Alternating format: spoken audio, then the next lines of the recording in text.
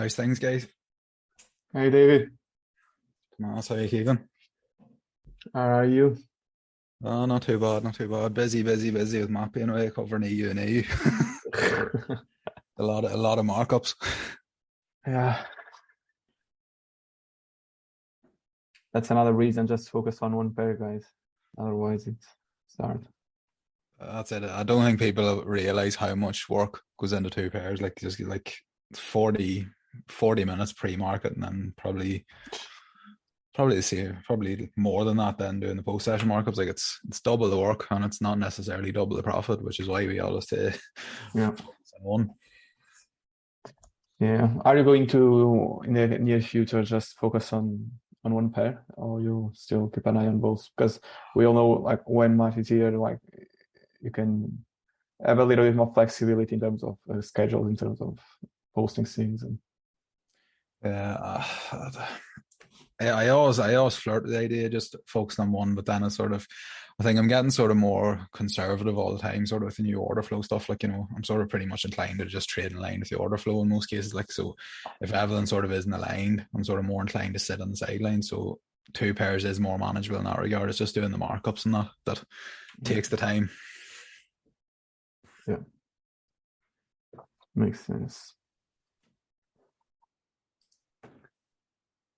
Let's just wait a little bit for everyone to join. I think with the amount of news that we have this week, at least for me, it's been pretty quiet. I didn't take one single trade. Yeah, it's been absolutely dead. I think this week's it's just been constantly sort of false signals in both directions. It's like you think everything's aligned bearish, and then the small internal structure holds, and everything switches bullish again. It's pretty frustrating. But as we always say, this is the time that you make your money as a trader. Like whenever the markets are trending and things are easy, Yeah, anybody can be good. it's like focus on the clean setups and don't do stupid shit in the middle. So conserve the capital. Yeah. That's exactly it. And it's like it sounds so easy in practice, but then it's like when you've been sitting, like even today, I sort of felt myself just because it's been a quiet sort of 2 or 3 weeks, and it's the end of the month, just completely subconsciously, I could just feel myself sort of me finger itching, just sort of wanting to hit something. And Yeah. it's like you just have to catch yourself doing it and say, look, there's no point if the setups aren't there. It's like July was a very good month, I thought, so you can't have it everywhere. Like if every month was the same, everyone would Exactly. be profitable. And in those moments that if you do that mistake, you go back to the old stage, right? The old. Yeah, that's it. And it's so easy to spiral then too. Like, if you just make one mistake in isolation isn't that big, but then it's like it's so easy sort of then to fall into more mistakes and just Yeah. things spiral, and the next thing you've taken 3 or 4 losses in a row. So Yeah.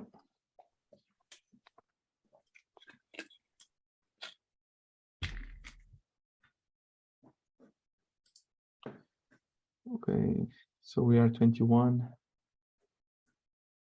Okay, this will be a very, very chill session, guys. So yeah, if you guys have any questions, we'll make a Q&A in the end, but we'll make just a quick run through about EU, AU, and DAX. So that's the plan.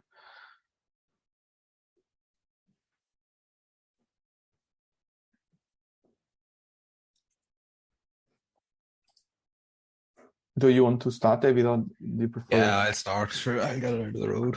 I'll just share my screen.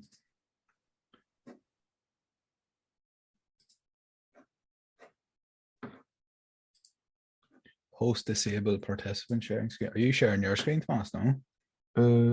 I'm sharing my screen. It's not letting me share mine. It's not. Oh, let me see. Maybe because I click first in the link, so automatically assume that I was the host, but Right. I was. Let me just try to.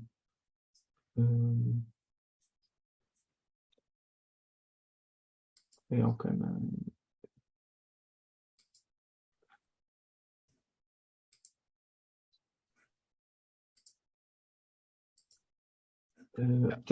Just try if you can. Yeah, it's let me do it now. That's perfect. Can everyone see that all right? Yeah. Let's get the chat open here as well. I'll mostly focus on today because obviously I've been doing sort of the the daily recaps all the week, but I'll sort of do a brief overview of sort of the higher time frames without focusing too much on the M1. But yeah, it's been pretty tricky price action overall in the EU. I think the main reason is you can even see on the daily how indecisive it was here. It's like we had the break structure, so obviously you expect the pullback. We have this sort of supply sitting right on the EQ, so that's an obvious place to target. But you can see like there's no bullish momentum in the market at all. Like every time price sort of takes the high, it's like lots of wicks, it's retracing. So there's no clear bullish momentum there. So I think like that's probably why the M15 has been tricky, because basically there's indecision on the daily, even where prices like it could go either way coming into the week after this sort of huge wick. I was basically expecting price to tank and take this low, but then obviously you should see the 4 hour in the minute, it was still internally bullish. So I was thinking then it is possible it could come up here to mitigate the EQ. But yeah, it could go either way. So it's pretty hard to have a bias based on the daily, which is perhaps why the lower time frames have been quite tricky. On the 4 hour then,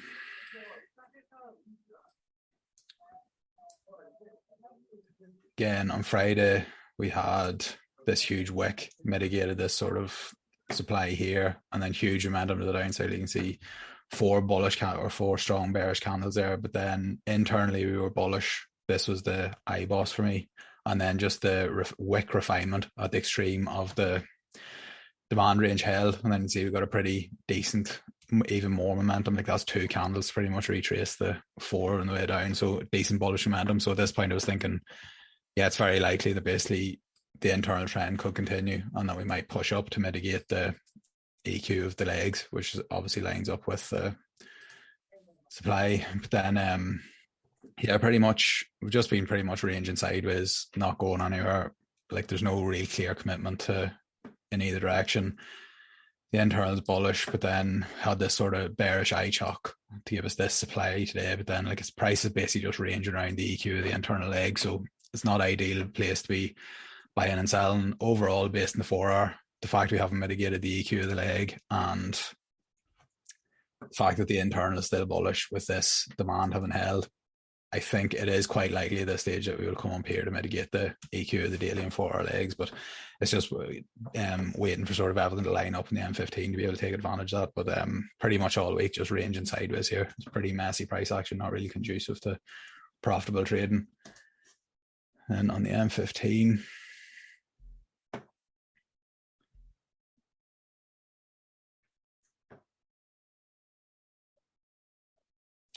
coming into the week, we basically had this bearish break of structure during Asia. So that was the M15 line. This was Asia on Sunday night. So that was the M15 bearish. So then obviously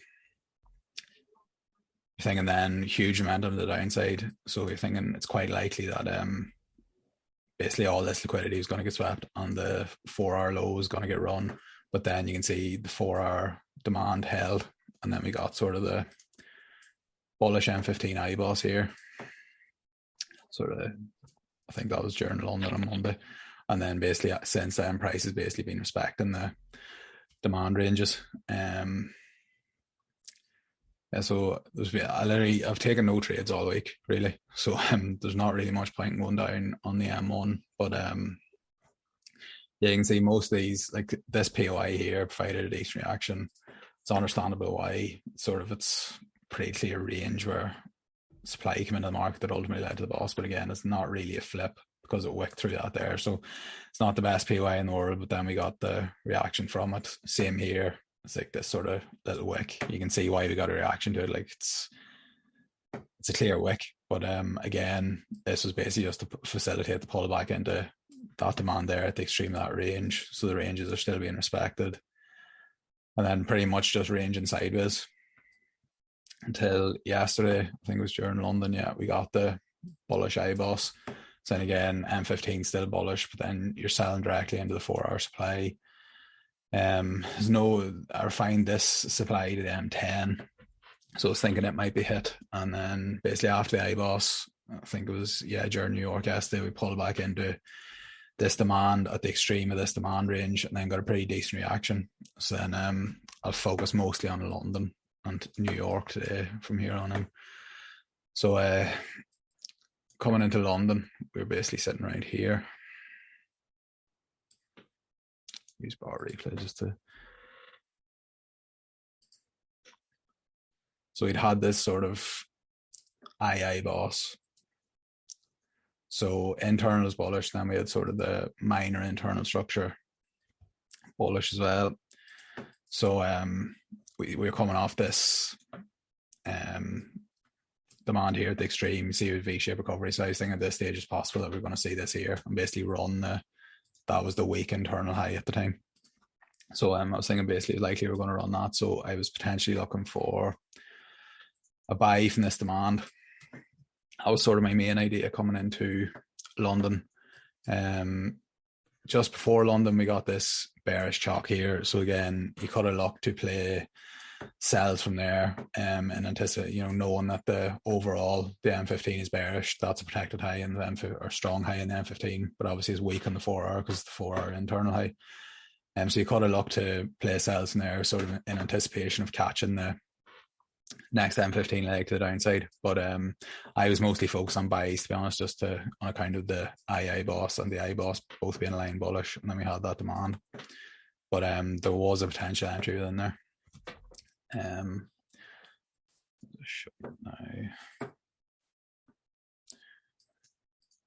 Yeah, there's 2 entries within the demand. The first one would have been a loss, which this is sort of something that Tomas has pointed out to me, that when you could count that as a liquidation, but this price action it didn't achieve on, and it's literally just a sideways correction. So basically what this chalk was to basically just generate the liquidity behind this high that was then swept. So yeah, that's a valid entry because it mitigated the M15 supply that caused the bearish M15 chalk. But then this was sort of the false move just to generate liquidity for the real move. And then you can see we swept the high and then we got the V shape. So there was a valid entry there, but it was a no tag on it. And then after that is basically have my alert set on this demand. Obviously it's within the II boss range as well, so it's a nice POI. And then came into it. There's another good example of the liquidation in this one here.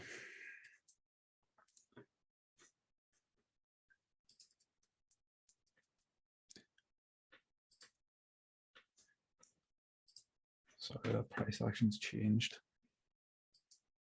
Yeah, that's it now. So you can see we come into the M15 demand here, and then again, you can see we got the chalk behind that inside bar after that sort of minor low was swept. But again, this low didn't really achieve on, and it was just sort of a push up. It didn't cause a chalk run on her. So this chalk was basically just to generate the real liquidity behind here, and then ultimately that there got swept, and then that there's like your picture perfect liquidation. And then tracking price here. At this point I was just waiting for basically the chalk, and then that would have given us the flip here to enter on, but we never got the chalk, and yeah, price just tanked to the downside because I don't think there's any news on it. I don't know exactly what happened there.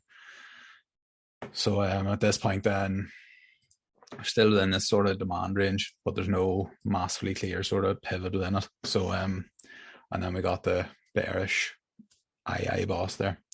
So at this point it is valid to look for sells, but the internal overall is still bullish. So had this sort of flip zone that you could have looked to enter on. It was pretty clean, like it reacted to that range, but we eventually pull back into it. Yeah, there's a bit of inducement there behind that inside bar as well. And then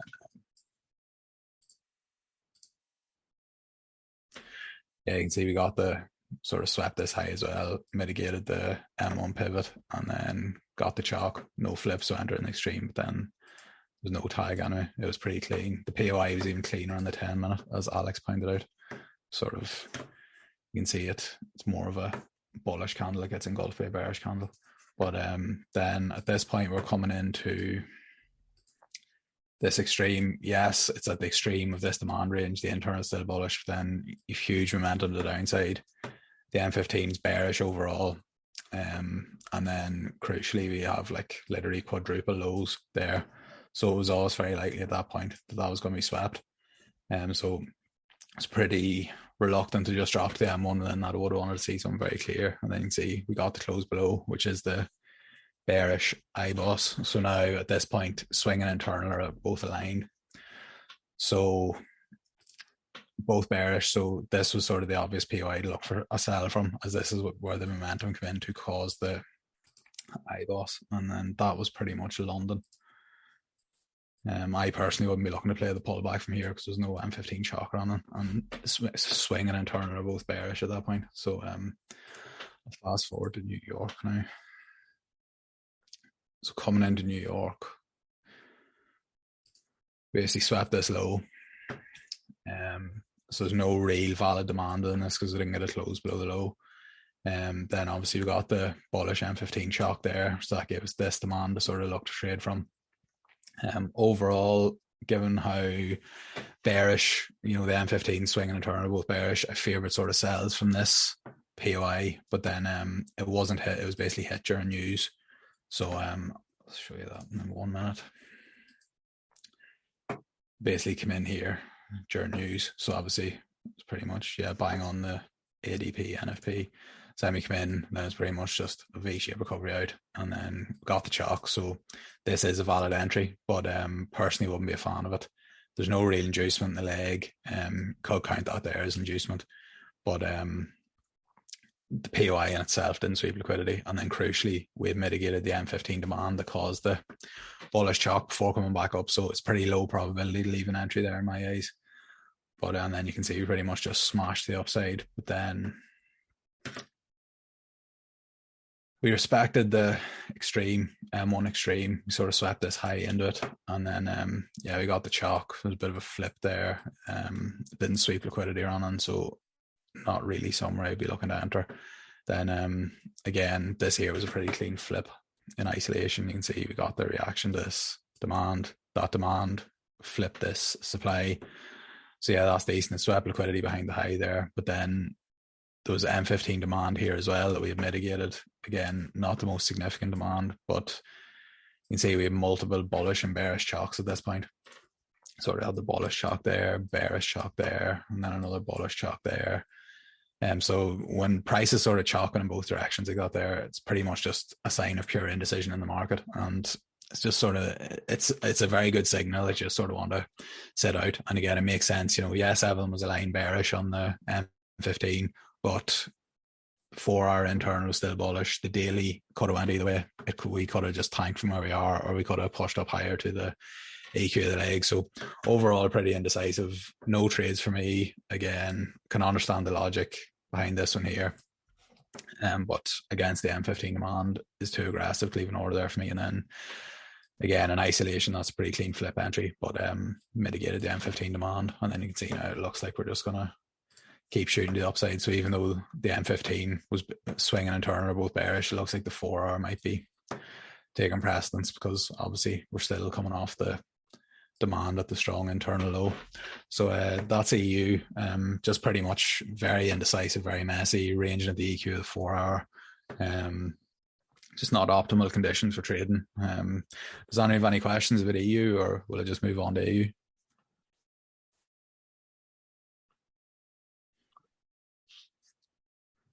I think no one has questions. No questions.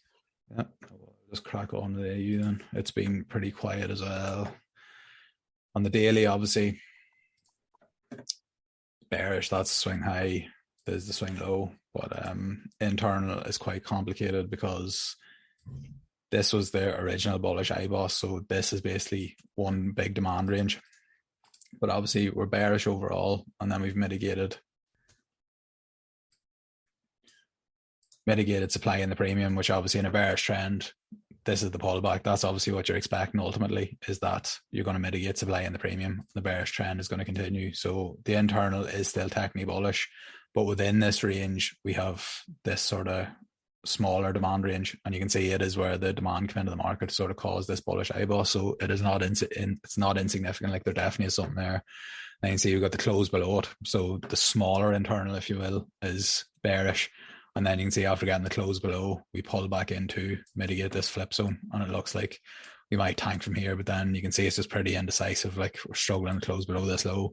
So it's pretty typical of NFP week 2. So ultimately, I would expect this to follow through and take the week low, but obviously it's pretty indecisive at the minute. 4 hour then is pretty clean. We had the bearish break of structure. That's a swing high. This is the swing low. Internal is bearish as well. This is the protected internal high. That was the most recent IBOS. So then following the break of structure in the IBOS, we sort of mitigated this demand that's within the sort of larger range, which is obviously demand on the daily. And then we got the pullback.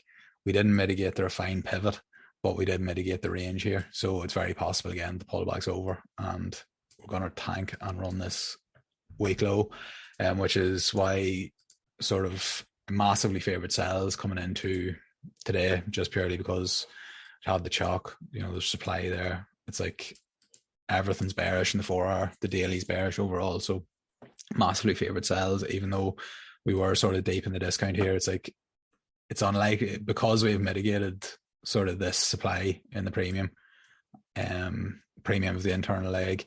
It's unlikely the price is going to have to come up higher and mitigate anything else in that. So I am sort of happy enough to keep selling on the M15 to sort of target the week lows. Then on the M15.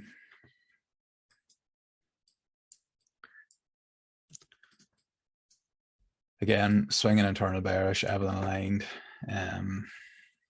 Mitigated this supply in the premium, just mitigated the 4 hour range as well, which obviously holds a lot of weight. And then basically tanked down yesterday, got the bearish IBOS. So after an IBOS, you can expect a pullback. So we did pull back and mitigate the EQ of the internal leg. I'll just mark that on. See coming in this morning, pretty much bang on mitigated the EQ. Unfortunately didn't. I had my eye on this supply for a potential sell, but obviously you didn't get there. So yeah, coming into, I just counted this as a chalk. You could count it as an II boss or something if you wanted, but this pullback, it just didn't feel as significant as sort of these two pullbacks, which were the most recent internal structure. So I was sort of happy enough just to count this as a chalk, but you could count it as your II boss or your small internal, whatever. But I was pretty sure that this high was, or confident, I wasn't sure that this high was only going to be taken out to basically mitigate the EQ of the range. So coming into this morning, had sort of like the ranges being respected, but wasn't mad keen on buying at this point because obviously we were getting close to the EQ of the internal leg, which was most likely the reason for this whole pullback. So ideally I want a price to mitigate this supply, or basically to look for basically a shift in order flow, and that's something that changed. And then you can see pull back into this demand. So obviously the expectation here is that we're going to pull back in here and then continue higher, but we just sort of ranged around for a bit and then pushed down, and obviously got the chalk and the failed reaction there. So then at this point, I was, given how bearish everyone was, I was happy at this point to look for sells from this POI, which you can see is pretty much, it's the sell to buy wick sort of within the range. You can see there that led to the failed reaction and the chalk. So then basically dropped down to the M1, waited for the alert to go off in the M15 POI. Let's see if we come in. This isn't the best entry model in the world because there's no massively clear liquidation in it, but like it's pretty clear at this point that everyone was lining up bearish, and I was just sort of happy to be aggressive and try and get in as early in the move as possible. So you can see we got the shock there. No massively clear liquidation, but a decent V-shape recovery there. And then there is a flip within it as well, because you can see you had the little inside bar, and then we basically pulled back into it, tried to push up, doesn't take out the high, and then the reaction fails. So I was more than happy to enter on the extreme there. But yeah, unfortunately no tag. Price just tanked without me. And then yeah, at this point, this supply drawn on, just that, when everyone's sort of lined up bearish like this, you just follow the M15 supply, and yeah, it didn't hit the pivot, unfortunately. It mitigated the range. You see it mitigated the range there, but it didn't hit the refined pivot, so there's no entry there for me. Let's go with this.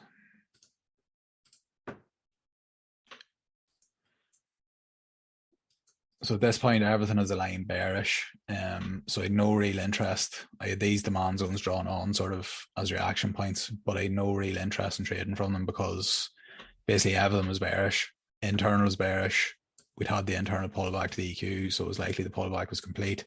And even the fractal was bearish after the chalk. So if I was to look to buy from one of these, I would have wanted to see at least a bearish M15 chalk. But this low, because it failed to cause a break of structure or an IBOS, was weak, so it was always likely to be run. So you're trading from a weak leg there, which is something I pretty much endeavor to avoid at all costs because it's pretty much the lowest probability thing you can do. And then sort of coming into New York, pretty much hovering around the internal low here. Swept the low, failed to close above it, and then we got the bullish chalk. So it was valid to sort of look for buys within that demand. But there was no entry, as I will show you in the M15. So then we had, again, just similar to EU, we had the bullish chalk, didn't follow through, and then basically that's your bearish chalk, which again is another sweep of the internal low, which again sort of suggests that like the bulls were sort of the bulls are struggling to force price higher after the chalk. The bears are struggling to force price lower than that, than the internal low. So at this point, it's just pure indecision. It's chalks and multiple chalks in both directions, sweeps. It's like you just don't want to be trading in those conditions because again, price could go on here. Obviously, massively favorite sells. Like we had this sort of POI here again, not the best, but it is a flip zone. But then because we failed to close below the low here, technically this whole leg is weak, so it's not ideal to be trading from that. And then see another bullish chalk there, giving us this demand to trade from. There wasn't really anything in the M1 that I would be interested in. You can see we mitigated this supply, which again wasn't the best. I wouldn't really be looking to enter there. We got the chalk. Obviously had the extreme here, a bit of inducement in front of it with the bullish candle there. So it's no surprise rate that held, but there's no way I would leave an order there because we have mitigated this M15 supply that caused the bullish, or M15 demand, sorry, that caused the bullish chalk. So again, I don't really want to be trading against anything on the M15, particularly when things are indecisive. Again, if you want it to be aggressive,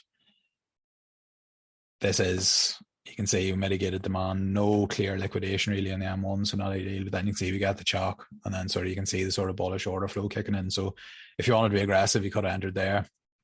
But then the key thing with that is that you could have got it to break even before it came to here, because obviously that's always a possibility. So it's just like when you're trying to, like just given how messy and indecisive the M15 was, like with the multiple chalks and liquidity sweeps and all, it's not really the conditions you want to be trading in, because it literally can go either way. Because, you can say, yes, everyone's bearish overall, but we're really struggling to close below this low, which is obviously a sign of bullish intent. So like we could just maybe come the whole way up here and mitigate this supply up there.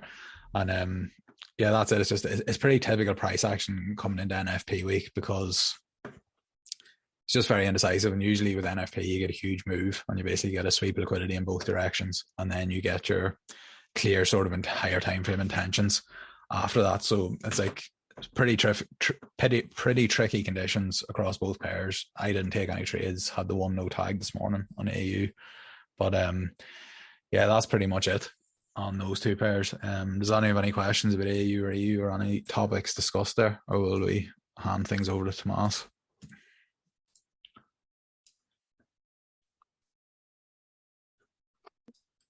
There's no question. I'll stop sharing my screen then, Tomas, and you can share yours. You can drop the knowledge bombs on DAX. Ever watched any indies like DAX US, just for curiosity?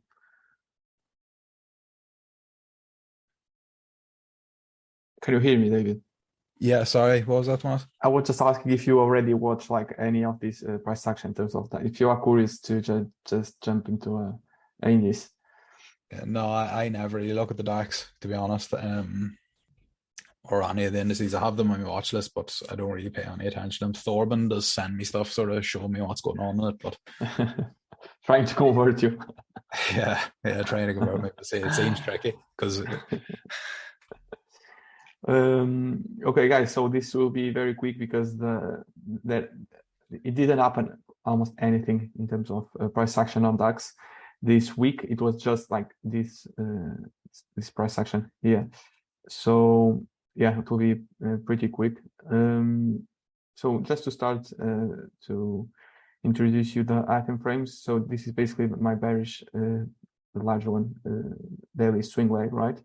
And we also have this internal boss bullish, which means price is now putting the complex pullback of this swing leg. After mitigating the premium prices, we start having the daily change of characters as internal breaks of structures, which means there's high likelihood that price will now put the time frame lower high. And this is just another example that once we start reaching premium prices of positive legs, I start, for example, taking trades here. You need to be very careful because you start trading towards into a protected, a lot of the times supply in this case, and a lot of the high time frame objective is to, and expectation is to put the high time frame low high. So just keep in mind to manage aggressively every time that you start taking trades further in the run, and this is the perfect example. But talking about this piece of price action, just to the most simple explanation I can put here is basically after this massive sweep, you can see this internal, in terms of the daily, right? This internal range liquidity, the sweep of this low. We can also expect just kind of a pullback. We don't know it will be big or small, but we expect some kind of pullback once we take out this kind of structural lows. Of course, we don't anticipate that by just sitting on them one. We wait for the M15 to show its hands and make sense, but understanding that it is basically just the pullback of this internal leg. This is a daily time frame. There's nothing very relevant, so I'll just jump on the H4, and this starts to become interesting. I just choose the one the provider because I've been noticing that Pepperstones, that's the provider that I've been using, already left me behind. Let's say it didn't perform so well because on the indices there can be quite difference between the Awanda and the Pepperstone providers. So make sure to test which one is better. I personally don't have a concrete answer yet, so I use both. But yeah, since the last couple of weeks, Awanda have been much cleaner. So in terms of the price action on the H4, we just is the same, right? Here we have the boss bullish, then we have the boss bearish, and then this is another boss bearish. So this is the high, and this is the low. After this massive sweep, what we expect a pullback to premium prices or the EQ, of course.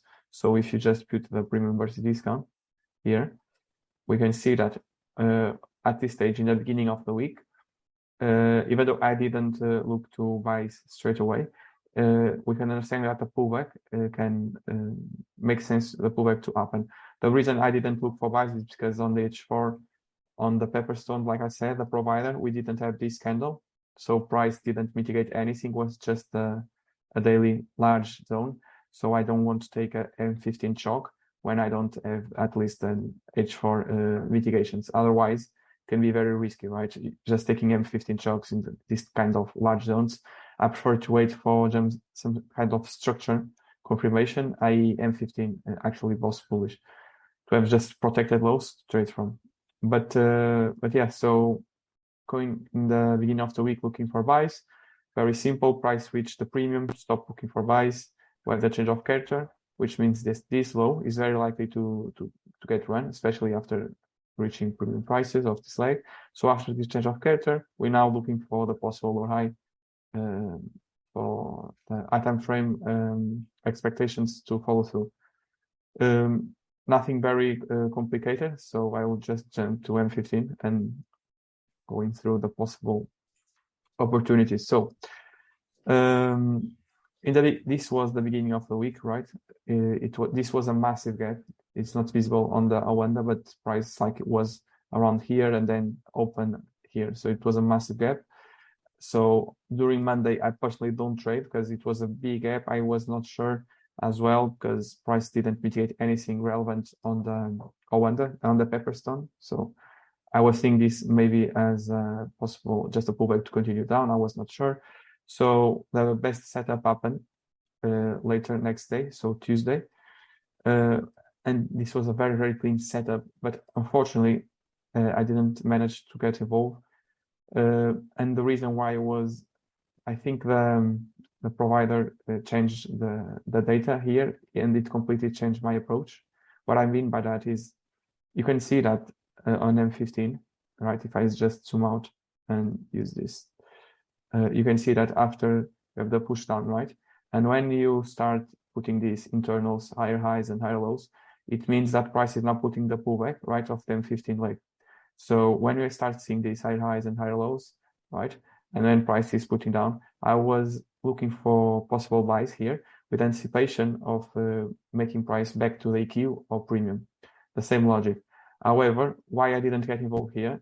Because at that point in time during London, this price action was, in this case, it disrupts the supply. If you go to the H1, this was a clean supply that I personally don't, on my trading plan, I don't trade through opposite time frames, supply or demands. So I personally prefer to wait for them to get invalidated, and then I look for buys. So at this stage, right, London open, this didn't happen. So I believe they changed the data fee, which makes the entry even more high probability, in my opinion, because at this point, this supply is no longer relevant because price smashed through. Even if it's just a 1 pip, the supply doesn't make any sense for me, because it should have orders that don't allow price to, it should hold price, right? And it didn't. So yeah, basically after the smash through here, this supply becomes invalidated, and you are left within this bullish internal range on M15. So basically, you are now putting the pullback. You want to play the pullback back to the H4 premium prices. You just pick here the premium versus discounts. For me, it's a massive tool that I use. So I want to take trades right with a discount. This can act as possible inducement, which end up happening. And yeah, this was around just before London open at 8 a.m. and it was a perfect entry. I just jump here on them one. And yeah, the reason I missed this trade again is just because data fees on the index is very tricky, to be honest. It's a pain. So yeah, basically here what we have the change of character. We already have the clean liquidation here on the left, so I personally don't need on the right again. The flip for me here didn't swap any kind of liquidity, because something that I've been testing and going through all my data is, and it can be very tricky, is what you classify as a sweep of liquidity on the flip.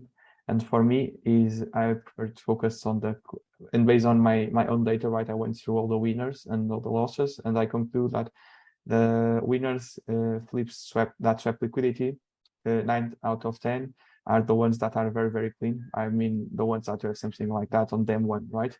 So for me, I just stop using them as flips that swap liquidity. So for me, it was a case of sticking to the extreme, and price went to the extreme again.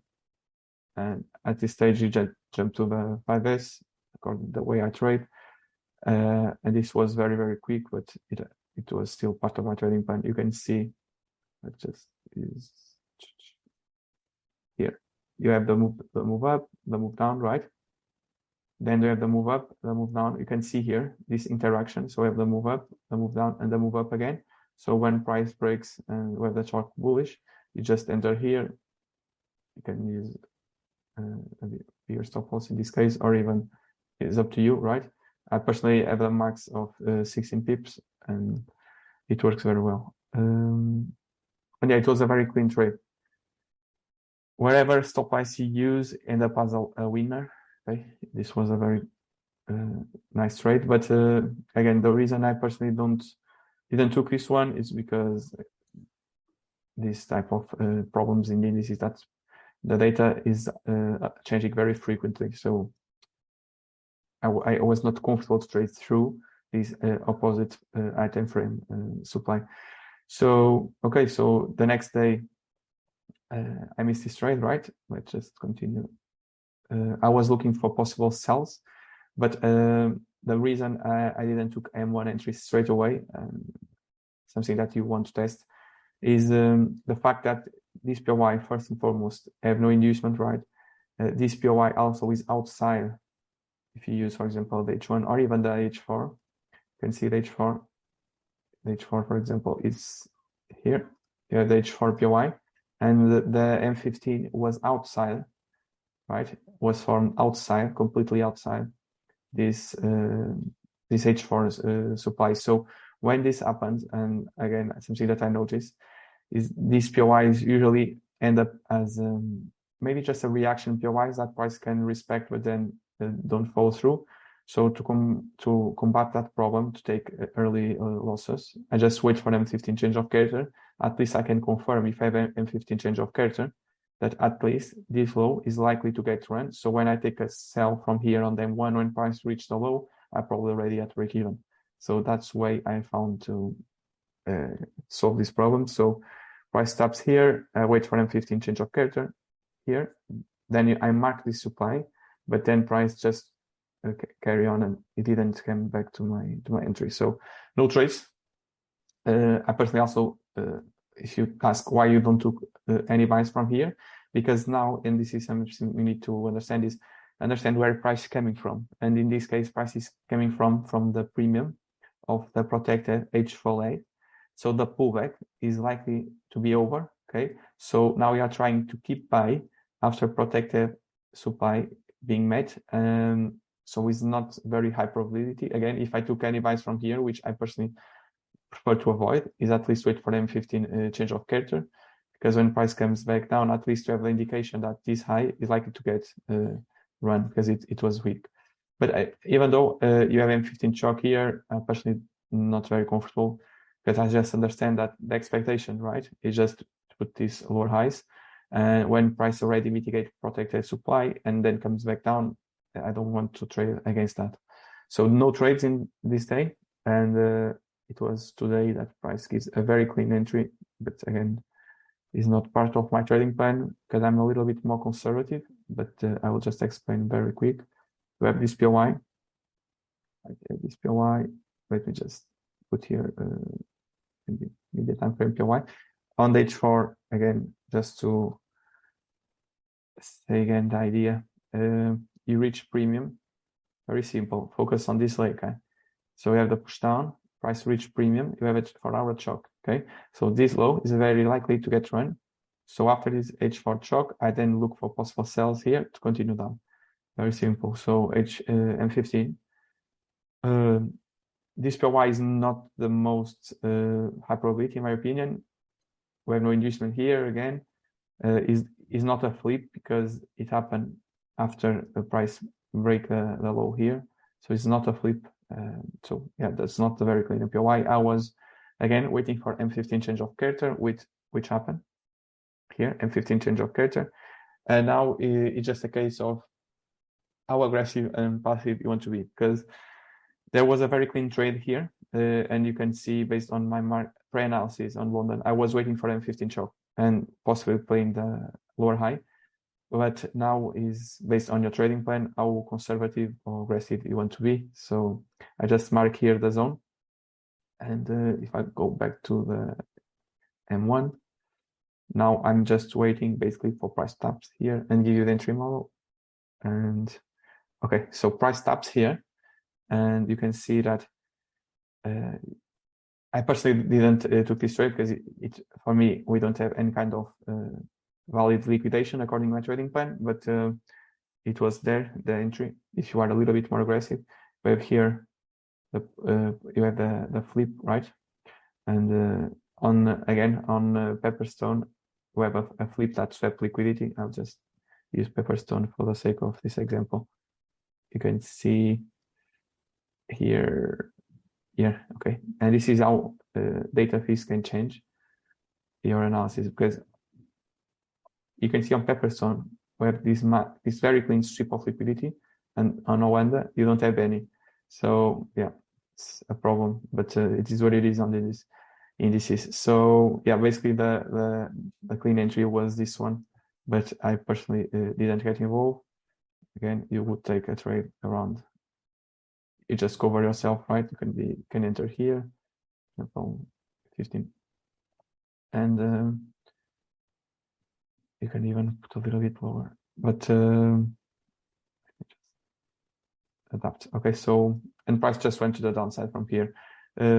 This is definitely a valid trade because if I just repeat what I thought like at the time, it's just the M15 change of character, and then price pops back up, mitigate the M15 demand supply, sorry, and then you wait for your entry model.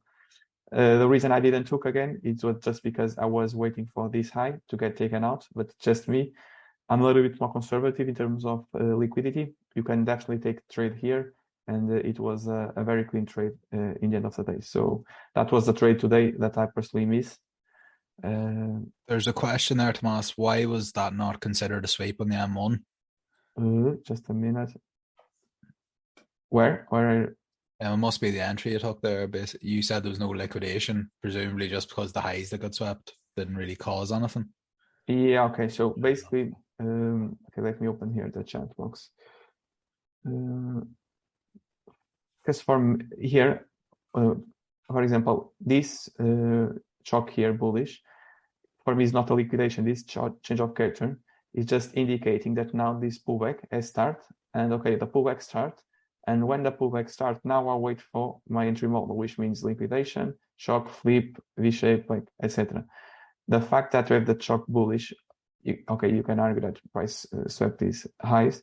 For me, just indicating that the pullback of this leg was starting, and when price mitigates the M15 supply, I then wait for my clean entry model, but it never happens. So that's the way I view liquidation, and can be a little bit subjective because you can argue, okay, this is a liquidation, but for me, this was just a shock to put the pullback of this leg, and now I was waiting for the liquidation. But again, if you use that, you end up well. So that's no right or wrong.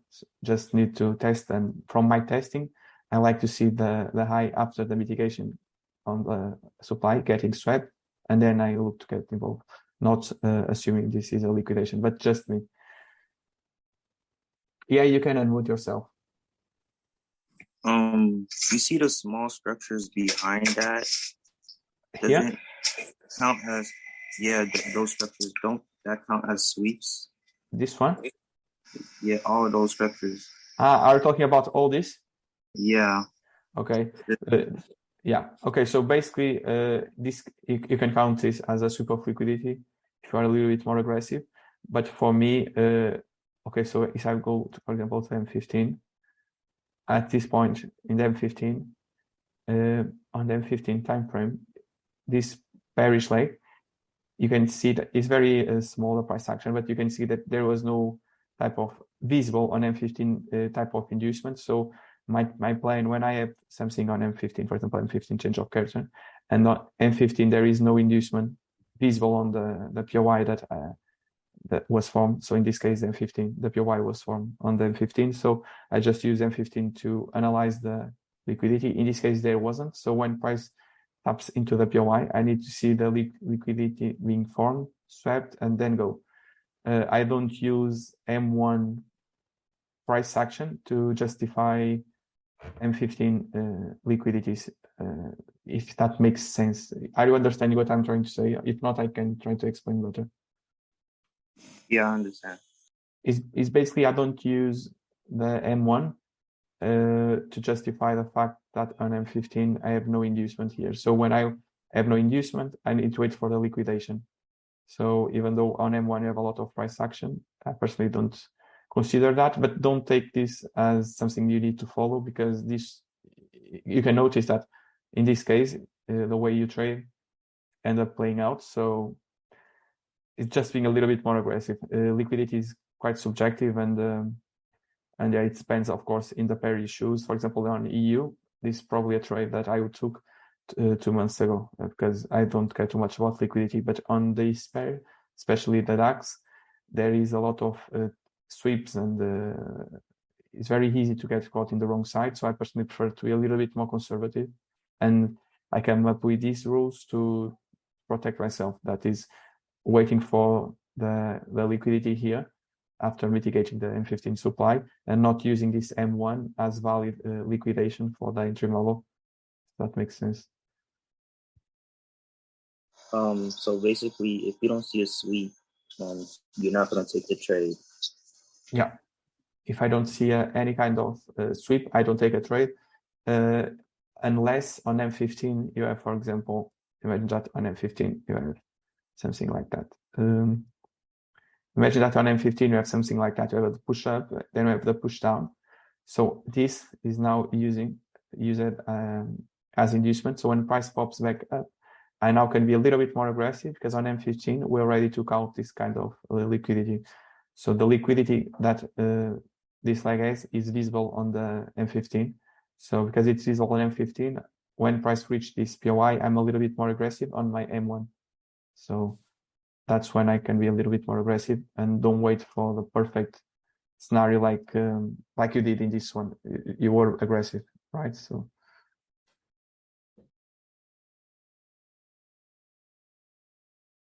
are you still there? Yeah, I got it. Okay, perfect.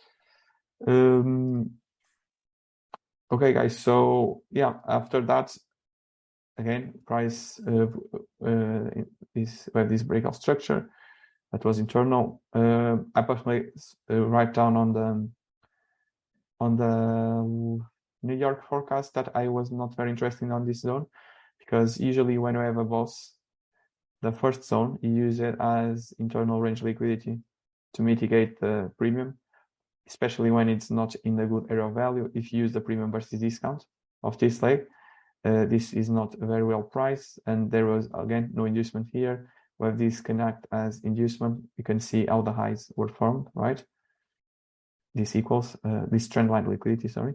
So I was not very interested in taking any trades here.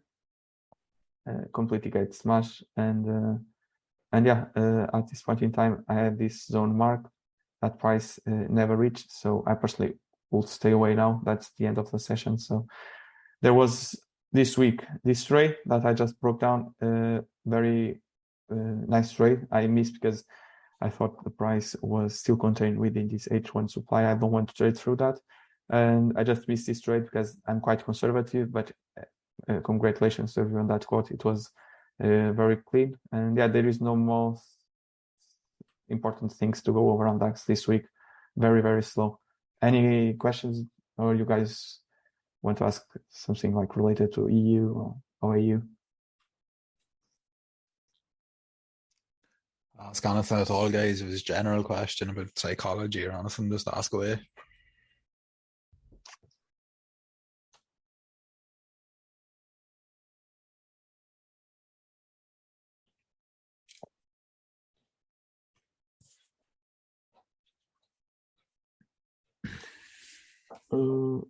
We just I think you covered that a few minutes ago, right? Yeah, I went through the internal on the. Yeah. It'll be uploaded. I'll upload the Vimeo link after that anyway, so you can watch the start of it. Yeah. If you guys have any more questions, let me know. Otherwise, I will just finish the session, and will be uploaded for everyone to see.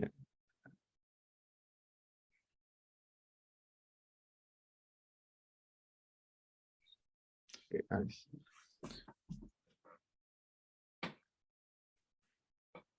Yeah, go on ahead, Pablo. I have another. Sorry. It's a question about the EU chart. I mark up a supply zone in 15 minutes. It's just touched by many lows, but the EQ is not touched, and I see a liquidation in 4-hour time frame.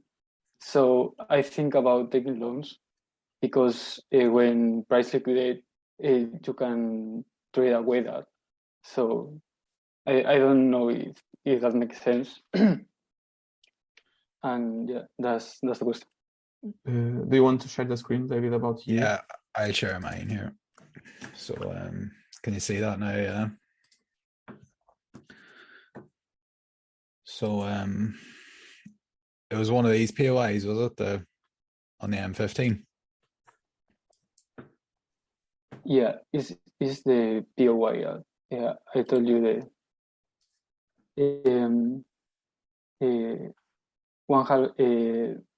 the 29th of August. 29th of August, yeah. Yeah, it's one. Sorry. Can I show you my screen? It will be more easy. I think you can. You just need to share. Yeah, share Okay. your screen.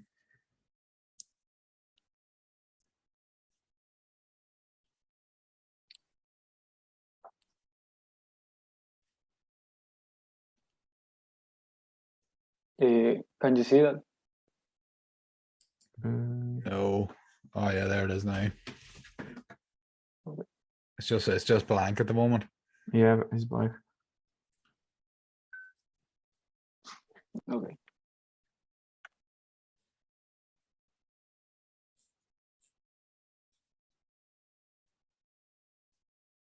And now? Yeah, that's it now. Yeah. This is my demand zone. You can see that it's touched many times, but the AQ is not touched. And I see the 4-hour liquidation. And I thinking to trade away that. I wait for the choke and the demand that sweet liquid. And I don't know, because the internal structure is bearish, as you said. So I don't. That's my question. Sorry.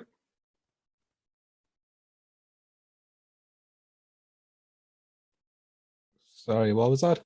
I didn't understand. Yeah, and I don't know if I explained very well. So sorry. I think. Hang on, I'll share my screen here. I think I know what you're talking about now. Yeah. So basically, you're saying with this POI, the EQ hadn't been mitigated, so it was basically still valid. But obviously, we had the.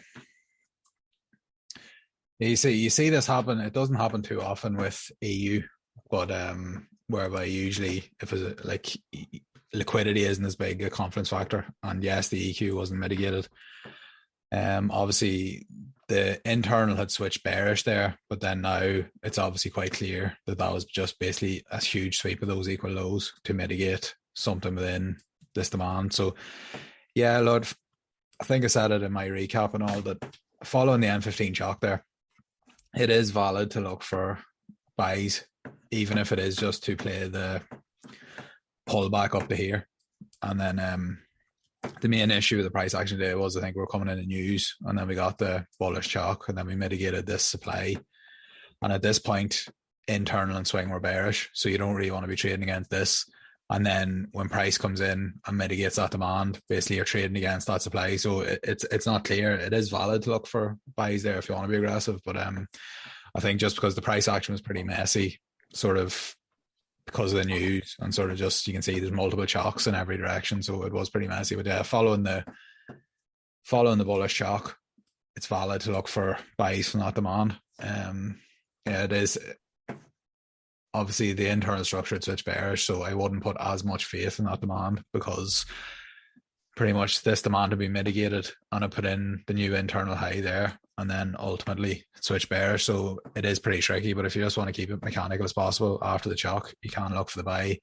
But then just on account of the internal swing being bearish, you don't really want to be trading against the supply. So yeah, in theory it makes sense. It's just the execution of it today was pretty tricky because of basically the way the price action formed and the news nights and that. But yeah, there's definitely, it makes sense to trade that if that was your question. Yeah, that's it. Thank you.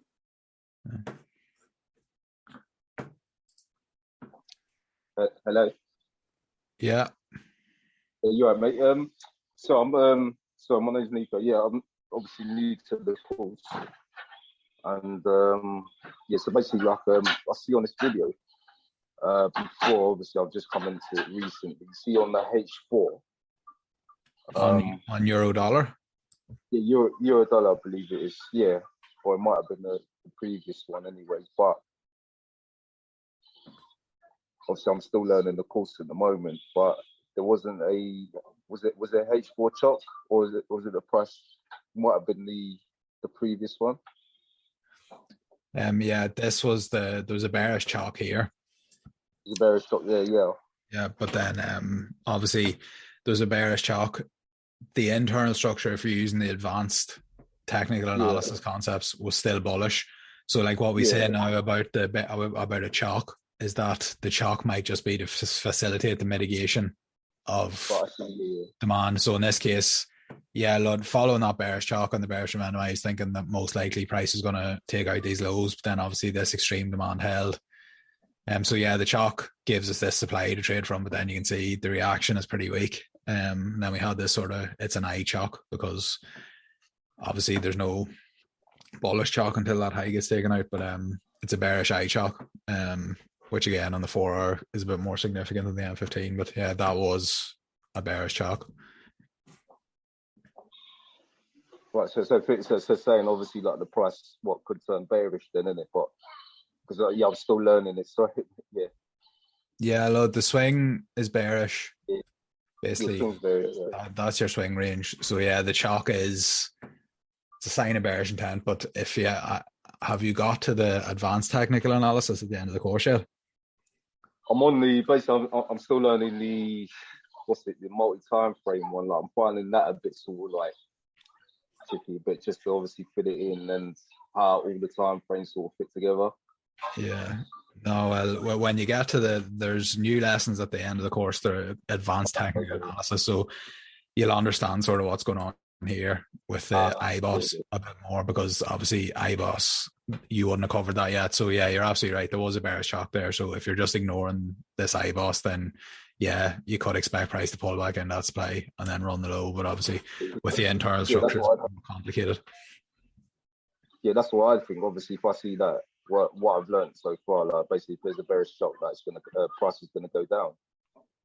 Yeah, but you know, chalk is it's the most aggressive form of structure mapping. Like, you only use it sort of in high value areas and relative structure and all. Like, it's not an absolute that.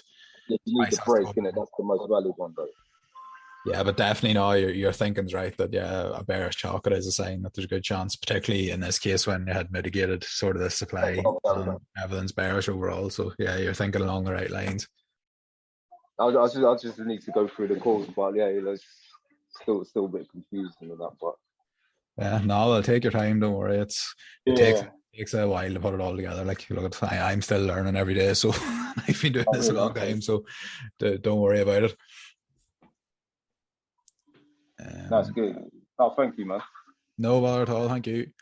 There's another question. When there's slow weeks like this one, how do you guys go about trading funding challenges, since there's a 30-day time constraint? And what's the ideal percentage gain per trade one has to maintain in order to not run out of time? I've no real experience with funding, to be honest.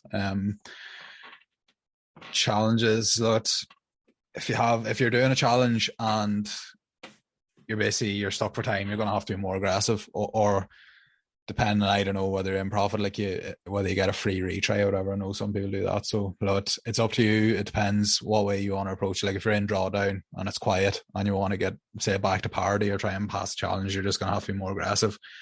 Then you have to accept that that's a double-edged sword, that if you're more aggressive, you might end up blowing the challenge. And but there is what I also sort of emphasize is, like, this is why we turn people away from sort of doing challenges and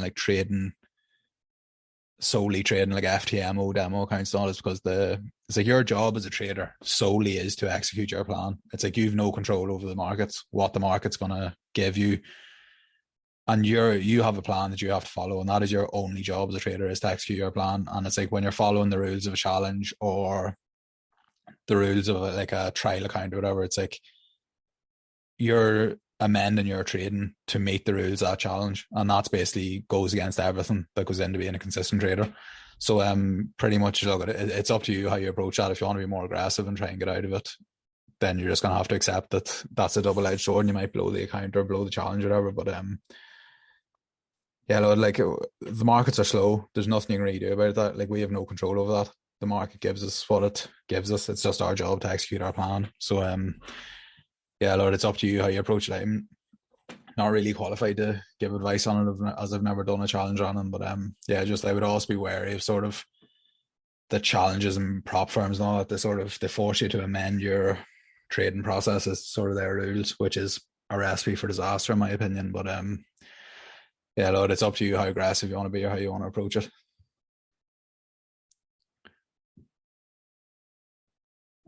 Is it best to sit on your hand, losing trade, take into profits, which you have to build up again? Don't really understand what you mean by that question, Ty. Do you mean just if you go into a drawdown, do you sit on your hands or? Oh, right, sorry. I thought you were asking me a question. Hollando, if an M1 entry sets up at a POI without inducing and sweeping liquidity, but then the POI has a ton of liquidity, is that trade an ideal trade to want to get involved in?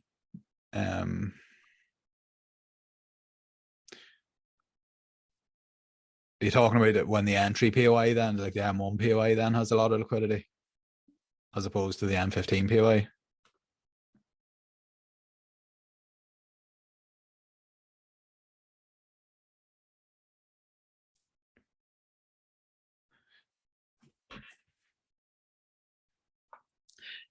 Well, as a simple rule of thumb, if an M15 POI has no structural inducement and doesn't sweep liquidity, then you really want to see a clear liquidation in the entry model, because pretty much the theory is with liquidity is something has to be. But if the POI has inducement, then yeah, you can be a bit more aggressive with the entry model, and you don't necessarily need to see the massive liquidation in the entry model. That's personally how I would approach it. It's like, look, if the best entry, something's going to have to get liquidated, whether that's an M15 sort of structural high in front of the M15 POI, or sort of clear equal highs or lows in the entry model. It's like that's how I would view it. Something has to get swept. So if you have the inducement in front of the POI, like the structural high, then you can be more aggressive with the liquidation in the entry model and just sort of look for the chalk and flip. But that's how I would view it. Tomas is a bit more into liquidity and the DAX, so he might sort of have a different answer to you, Tomas. Yeah, I mean, like in EU is not very relevant from what I test, but in indices is quite tricky liquidity. But essentially, Orlando, I share the same view. So basically, if the M15 POI has no inducement, I want a clean liquidation on the M1.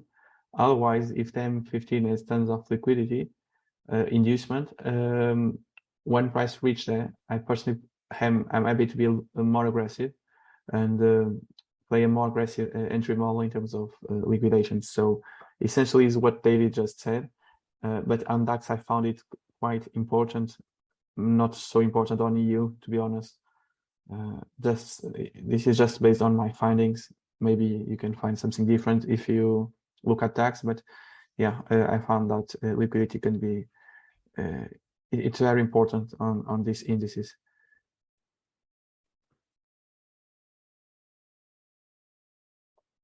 Did you understand? Oh, okay. Thank you.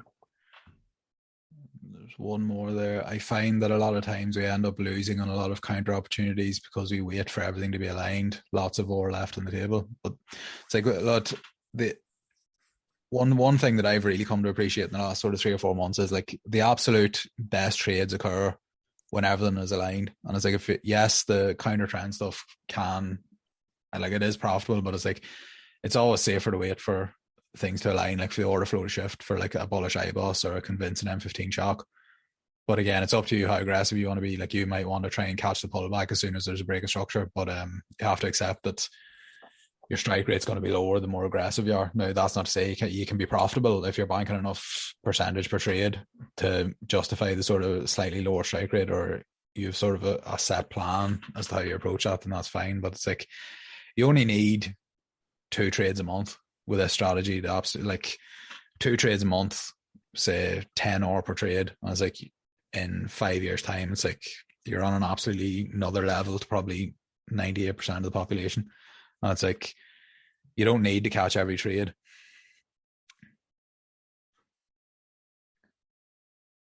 Oh, it's very good 1-2-3, to be honest. I think it can be a very pretty good strategy.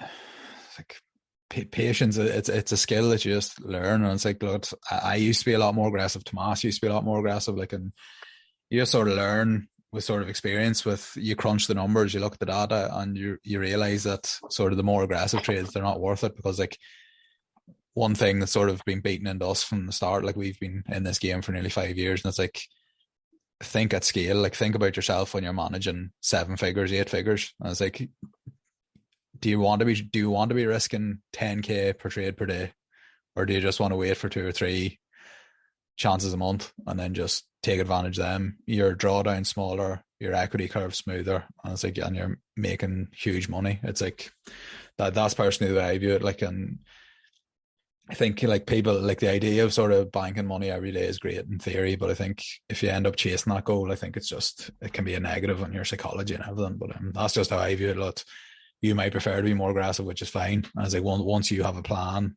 that fits that, and you've back tested it, and you know it's profitable and it fits your psychology, then I don't see a problem with it.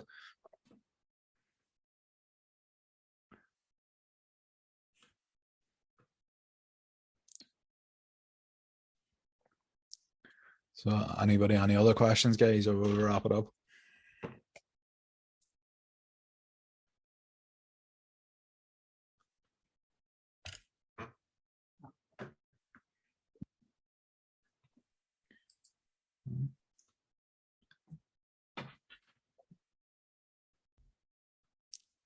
That's it then. We'll call it a day then.